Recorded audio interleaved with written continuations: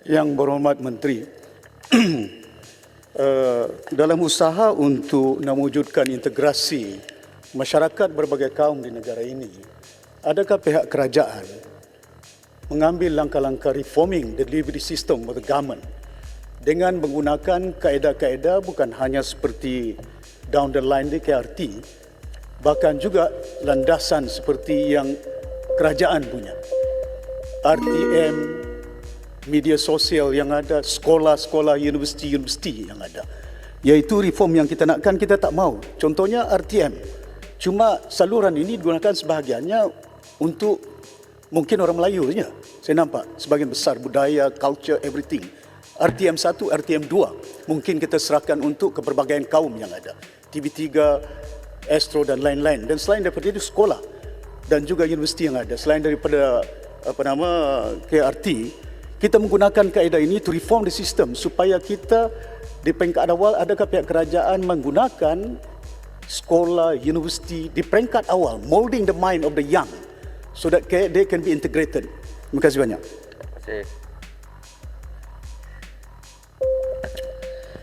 Terima kasih Tan Sri Yang Di-Pertua. Terima kasih kepada kekanda saya orang lama, Yang Berhormat daripada Sempurna. Yang Berhormat, bila kita sebutkan KRT tadi, KRT ni dia ada akta dia, ada akta 751, akta 2012. KRT ni dia bukan NGO yang berdaftar dengan ROS dan sebagainya. Dia termaktub dalam akta. Dan maka kerana itu, bila kita rancangkan pergerakan yang perlu dilakukan, peranan yang perlu dilaksanakan oleh KRT berlandaskan pada pelan yang saya sebutkan tadi, kepada aktiviti agenda kerja yang telah pun kita rancangkan, selain daripada perkara-perkara baru, inisiatif yang boleh dipikirkan oleh KRT yang sesuai dengan kawasan komuniti mereka. Dan kita di peringkat kementerian Yang Berhormat, kita bekerjasama dengan sangat rapat dengan kementerian-kementerian yang lain. Contoh Kementerian Komunikasi dan Multimedia, KCOM. Sangat rapat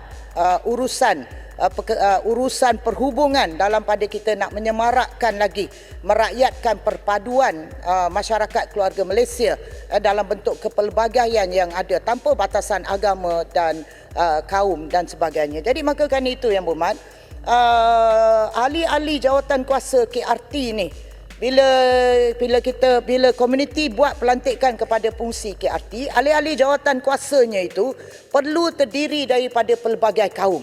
Kita ada letakkan kota.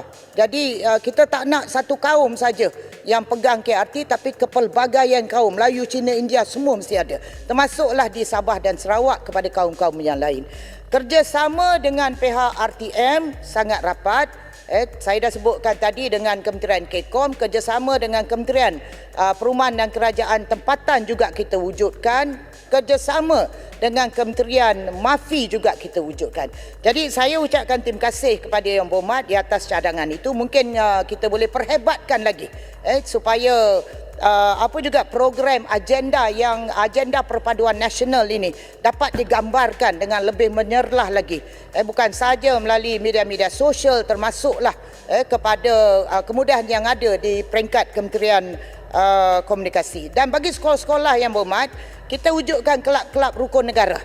Di sekolah rendah, di sekolah menengah, kita ada 6,012 kelab-kelab rukun negara. Kita wujudkan sekretariat rukun negara di universiti, di IPTA, IPTS, dan ini semua merangkumi kerja yang perlu kita laksanakan dalam untuk kita lebih memantapkan perhubungan antara kita sesama kita, dan dia adalah untuk menterjemahkan agenda perpaduan nasional keluarga Malaysia itu. Jadi saya ucapkan terima kasih banyak. Terima kasih. Silakan Yang Berhormat Datuk Seri Panglima Haji Azizah.